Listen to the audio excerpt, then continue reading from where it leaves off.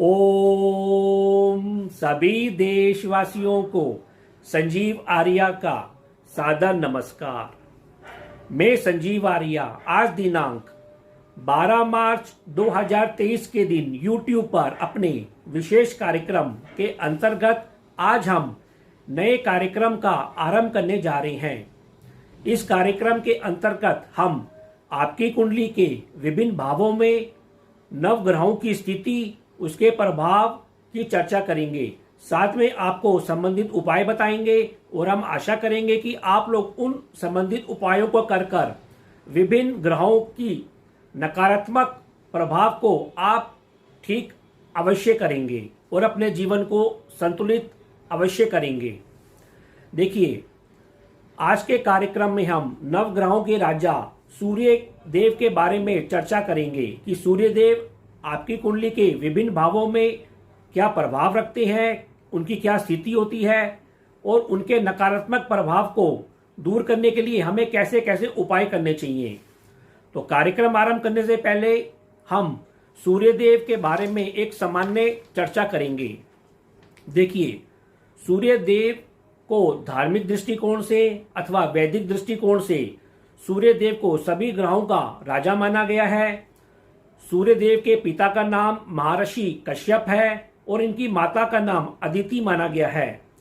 इसी प्रकार सूर्य देव की दो पत्नियों का वैदिक जगत में वर्णन मिलता है। पहली पत्नी का नाम संज्ञा है और इनसे दो संतानें हैं। एक पुत्र संतान है जिसका नाम यम रखा गया है और एक पुत्री संतान है जिसका नाम यमुना माना गया है। इसी प्रकार सूर्य देव की दूसरी पत्नी का नाम छाया है और उनसे एक पुत्र उत्पन्न हुआ है जिनको शनिदेव कहा जाता है। और ऐसा माना जाता है कि दूसरी पुत्री से जो पुत्र उत्पन्न हुए हैं उनसे सूर्य देव की सैद्धांतिक वैचारिक मतभेद रहता है और वे उसको अपना शत्रु मानते हैं। देखिए, भगवान सूर्य क्षत्रिय जाति के माने गए हैं और इनका मूलतः रंग लाल रंग का होता है, जिनमें से हमको गुलाबी रंग की, ताम्र रंग की आभा निकलती हुई दिखाई देती है। ऐसा भी माना जाता है कि सूर्यदेव का जो वाहन है वे सोने से बना हुआ है और उसको 7 घोड़े निरंतर आगे की ओर जोतते हैं, चलाते हैं और ये सदा इनका रथ चलायमान रहता है। कहने का तात्पर्य है कि सूर्य देव हमेशा मार्गी रहते हैं, कभी वक्री नहीं होते हैं, कभी अस्त नहीं होते हैं। देखिए, सूर्य देव का जो स्वभाव है यह मूलतः उग्र माना गया है और ये अग्नि तत्व के माने गए हैं, पुरुष प्रधान के माने गए हैं और सूर्य देव पूर्व दिशा के स्वामी भी माने गए हैं। अब हम वैज्ञानिक दृष्टिकोण से ये जानना चाहेंगे कि सूर्य देव का क्या महत्व है। देखिए, आधुनिक वैज्ञानिकों का मानना है कि सूर्य देव वास्तव में एक विशालकाय तारा है। इसकी संरचना अधिकतर हाइड्रोजन और हीलियम नामक रासायनिक तत्वों से हुई है। वैज्ञानिकों का यह भी मानना है कि सूर्य देव के अंदर जो प्रकाश है, जो अग्नि है, वह लगभग 30 अरब वर्ष तक अभी और शेष बची है। इसी प्रकार सूर्य का जो आकार है वह पृथ्वी से लगभग 13 लाख गुना बड़ा माना गया है। अब हम ज्योतिषीय दृष्टि से जानना चाहेंगे कि सूर्य देव की क्या स्थिति बनती है। देखिए, सूर्य देव मूलतः एक राशि में 30 दिन या 1 महीने तक निवास करते हैं। इसी प्रकार सूर्य कभी अस्त नहीं होते हैं और सदैव ये मार्गी रहते हैं। सूर्य देव शनि देव से शत्रुता रखते हैं जो कि इनके पुत्र हैं। शत्रुता इनकी वैचारिक और सैद्धांतिक मतभेदों विचारों को लेकर बनी रहती है। सूर्य देव के इसके अलावा राहु और केतु भी शत्रु ग्रह माने गए हैं, क्योंकि राहु और केतु सूर्य देव के साथ बैठने पर सूर्य देव को ग्रहण लगाते हैं। इसी प्रकार सूर्य देव के कुछ मित्र ग्रह भी माने गए हैं, जैसे कि मंगल है, बुध है, बृहस्पति है, ये इनके मित्र ग्रह माने गए हैं। शुक्रदेव से सूर्य देव का कुछ सम का रिश्ता रहता है, फिर भी शुक्रदेव यदि सूर्य के साथ एक राशि में बैठे हों तो शुक्रदेव की शक्ति क्षीण हो जाती है। इसी प्रकार सूर्य देव की जो राशि है वह सिंह राशि मानी गई है, जो इनकी स्वराशि है इनकी एक ही राशि मानी गई है। इसी प्रकार सूर्य देव का जो दिवस है वह रविवार माना गया है और काल पुरुष की कुंडली में सूर्य देव 5वें घर के स्वामी माने गए हैं। तो यदि आप लोगों ने अभी तक हमारे चैनल MS ज्योतिष लाभ को सब्सक्राइब नहीं किया तो शीघ्र इस चैनल को सब्सक्राइब करें यदि आप लोगों को हमारे द्वारा बनाए गए वीडियो पसंद आ रहे हैं तो इन वीडियो को अधिक से अधिक लाइक करें और अपने मित्रों के बीच शेयर करें। इसके अलावा यदि आप इसमें कोई कमेंट देना चाहते हैं तो अपने कमेंट अवश्य दें। तो वीडियो के अगले भाग में हम सूर्य देव की आपकी कुंडली में विभिन्न भावों में क्या स्थिति है, क्या प्रभाव है, इस बात की चर्चा करेंगे। जी, सभी देशवासियों को संजीव आर्या का सादर नमस्कार।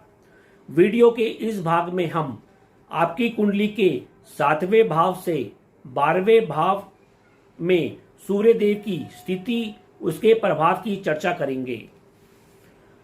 सप्तम भाव, देखिए सप्तम भाव जातक की जन्म कुंडली के दाम्पत्य जीवन, आपके जीवन साथी, आपकी पार्टनरशिप, दैनिक कार्यों और दैनिक कार्यों पर लाभ और हानि को दर्शाता है। देखिए सामान्य तौर पर यदि सूर्य आपके सप्तम भाव में बैठा है तो ऐसा कहा जाता है कि जातक का विवाह थोड़ी देर से होता है। जातक के विवाह में उसके अपने जीवन साथी से स्नेह और संसारिक प्रेम की कुछ कमी पाई जाती है। ऐसा विवाह अधिकतर किसी एग्रीमेंट, समझौते पर अधिक टिका होता है। ऐसा जातक वैसे काफ़ी प्लान करने में माहिर होता है। पैसे के मामले में ऐसा जातक ईमानदार होता है किंतु कंजूस भी अवश्य होता है। इसके अलावा ऐसा भी देखा जाता है कि जातक की 1 या 2 संतान ही होती हैं और जातक को संतान का सुख अवश्य मिलता है। यदि यहाँ पर जल तत्व की राशि है तो जातक मेडिकल फील्ड में कार्य करता हुआ देखा जाता है। और यदि पुरुष राशि में यहाँ सूर्य बैठा है तो उसके जीवन में उतार और चढ़ाव कुछ अधिक देखने को मिलते हैं। यदि शत्रु राशि में सूर्य यहाँ बैठा हुआ है तो ऐसा जातक को पार्टनरशिप करने से अवश्य बचाव करना चाहिए और संतोष और धैर्य धारण करना चाहिए। अष्टम भाव अर्थात 8वां भाव, देखिए अष्टम भाव काफी रहस्यमयी भाव माना गया है। ये आपके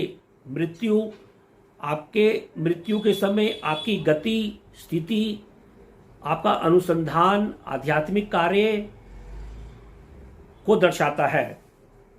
इस भाव में यदि अग्नि तत्व, स्वराशि या पुरुष राशि का सूर्य है तो ऐसा कहा जाता है कि घर की जो आपकी गुप्त बातें होती हैं वे बाहर निकलती हुई दिखाई देती हैं, जिससे आपके सम्मान को ठेस अवश्य पहुंचती है।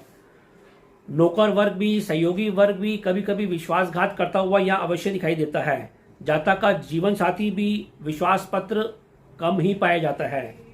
वैसे शुभ राशियों में ग्रहों के प्रभाव से यहाँ सूर्य आपको कुछ अनुसंधान करते हुए, आध्यात्मिक कार्य करते हुए अवश्य देता है और इन कार्यों से आपके परिवार के यश में वृद्धि होती है और आपको शुभ धन की भी वृद्धि अवश्य होती है।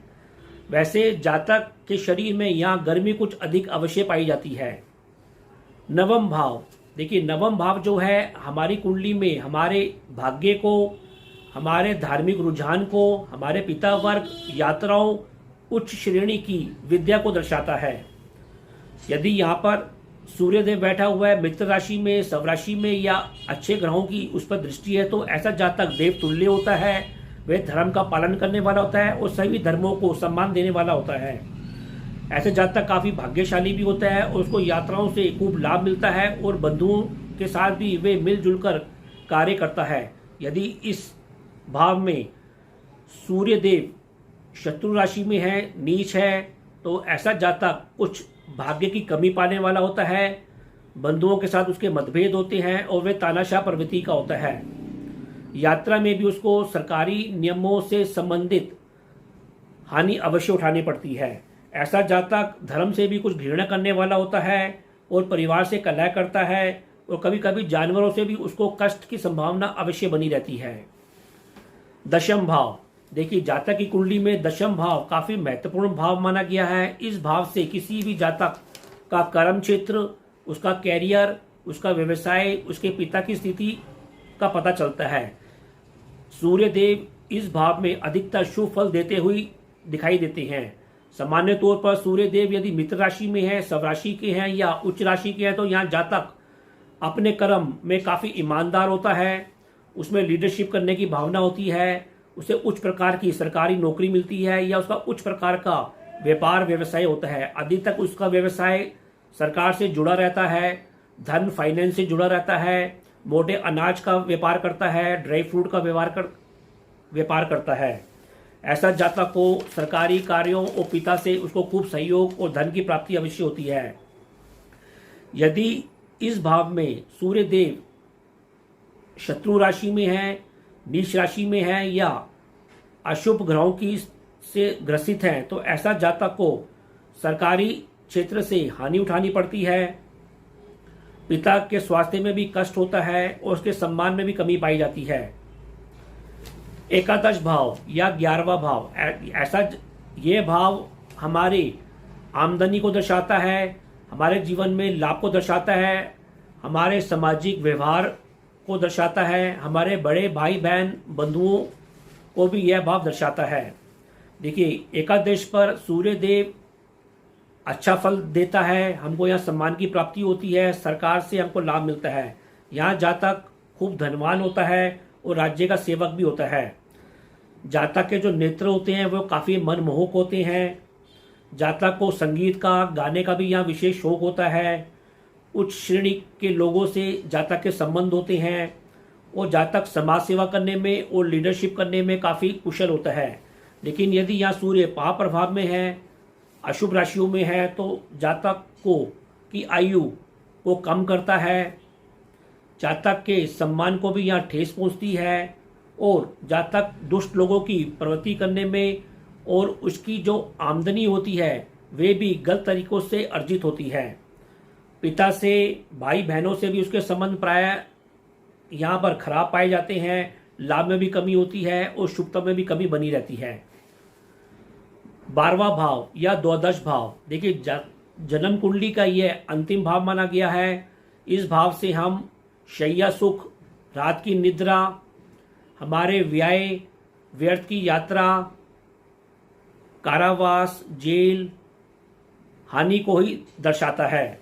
इस भाव में यदि सूर्य शुभ प्रभाव में है, विपरीत राजयोग में है, मित्र राशि में है, तो जातक को यहाँ पर सरकारी सेवा का लाभ मिलता है, पिता से लाभ मिलता है, विदेशी संबंधों से, ऑनलाइन ट्रेडिंग से उसको लाभ मिलता है। यदि यहाँ पर सूर्य अशुभ स्थिति में है तो जातक की आंखों में विकार पाया जाता है, उसको सरकारी दंड मिलने की संभावना बनी रहती है, जेल और कारावास जैसी संभावना भी बनती है। इसके अलावा उसको सरकारी कार्यों पर और सम्मान में भी उसकी कमी अवश्य देखने को मिलती है। रात की नींद भी उसकी डिस्टर्ब हो सकती है। इसके अतिरिक्त शैया सुख में भी उसको कमी अवश्य देखने को मिलती है। तो वीडियो के इस भाग में हमने जाना कि सप्तम भाव से द्वादश भाव तक सूर्य देव की स्थिति और प्रभाव कैसा पड़ता है। वीडियो के अगले भाग में हम जानेंगे कि इन प्रभावों की शुभता बढ़ाने के लिए और इन पर दुष्प्रभावों की अशुभता कम करने के लिए हमें क्या उपाय करने चाहिए। जी, सभी देशवासियों को संजीव आर्या का सादर नमस्कार। वीडियो के इस भाग में हम यह जानेंगे कि आपकी कुंडली में, आपके जीवन में सूर्य देव की क्या स्थिति है। यदि आपकी कुंडली में सूर्य देव की खराब स्थिति है अथवा नकारात्मक स्थिति है तो उससे क्या लक्षण होते हैं और सूर्य देव को की अशुभता को ठीक करने के क्या उपाय हैं अथवा सूर्य देव की पॉजिटिव प्रभाव को बढ़ाने के लिए हमें क्या उपाय करने चाहिए। तो पहले हम यह जानना चाहेंगे कि हमारी कुंडली में यदि सूर्य देव नकारात्मक प्रभाव दे रहा है तो उससे क्या लक्षण होते हैं। देखिए, यदि आपकी कुंडली में या आपके जीवन में आपको सरकारी कार्यों पर अपने पिता वर्गों से सहयोग नहीं मिलता है, लाभ नहीं मिलता है, कष्ट मिलता है, तो आप ये जानें कि सूर्य देव की स्थिति आपकी कुंडली में कष्टप्रद है, खराब है। इसी प्रकार यदि आपके मुख से हर समय लार निकलती है, थूक निकलती है, तो ऐसा कहा जाता है कि आपके शरीर में सूर्य देव का प्रभाव जन्मजात खराब अवश्य है। इसी प्रकार यदि आपका शरीर में काफ़ी अकड़न रहती है, आप जिद्दी हैं और आपका शरीर फ्लेक्सिबल बहुत कम है, तो ऐसा माना जाता है कि सूर्य देव की स्थिति आपके शरीर में, आपके जीवन में खराब अवश्य है। इसी प्रकार यदि आपके घर में पालतू गाय, भैंस, विशेषकर भूरी या लाल रंग की गाय कहीं खो जाती है, चोरी हो जाती है अथवा असमय मर जाती है, बार बार मर जाती है, तो ऐसा कहा जाता है कि आपके कुंडली में सूर्य देव की स्थिति खराब अवश्य है। इसी प्रकार यदि आपके पिता को सम्मान या उनके स्वास्थ्य में लगातार कष्ट आ रहा है, बार बार कष्ट आ रहा है, आपके घर में धन की चोरी हो जाती है, तो ऐसा माना जाता है कि आपकी कुंडली में सूर्य ग्रह की स्थिति अवश्य खराब है। अब हम यह जानना चाहते हैं कि यदि हमारे जन्म कुंडली में सूर्य देव अशुभ है तो उसकी अशुभता कम करने के लिए हमें क्या उपाय करने चाहिए। देखिए, अशुभता कम करने के लिए हमें सूर्य देव से संबंधित दान करना चाहिए अथवा उनके मंत्रों का जाप करना चाहिए। जैसे हमको मोटे अनाज जैसे गेहूं, बाजरा, चावल, दालें, सोयाबीन, इस प्रकार मोटे जो अनाज होते हैं उनका हमें अपने श्रद्धा पूर्वक दान करना चाहिए। हमें तांबे का दान करना चाहिए अथवा गरीबों को धन का भी हमें दान करना चाहिए। इससे सूर्य देव की अशुभता अवश्य कम होती है। इसी प्रकार यदि हम कोई भी शुभ कार्य करने जा रहे हैं तो हमको शुभ कार्य आरंभ करने से पहले गुड़ का या किसी मीठे का सेवन करना चाहिए, थोड़ा पानी पीना चाहिए, उसके बाद हमको कोई शुभ कार्य करना चाहिए। ऐसा भी कहा जाता है कि यदि आपके पास तांबे का कोई चकोर टुकड़ा है तो उस चकोर टुकड़े को आप रविवार के दिन अपने घर के बाहर या किसी निर्जन स्थान पर जमीन के नीचे यदि आप दबाएंगे तो उससे भी सूर्य की अशुभता कम होती है। इसी प्रकार यदि संभव हो तो आप रविवार का व्रत रख सकते हैं और शाम को मीठा भोजन करके अपना व्रत खोलें, गायत्री मंत्र का जाप करें। इसी प्रकार यदि आपका भवन का मुख्य द्वार पूर्व दिशा की ओर है तो उस मुख्य द्वार को आप हमेशा साफ रखें, हल्का रखें। इसी प्रकार आप चाहें तो एक तांबे की अंगूठी या तांबे का कड़ा अपने सीधे हाथ की उंगली या कलाई में धारण कर सकते हैं।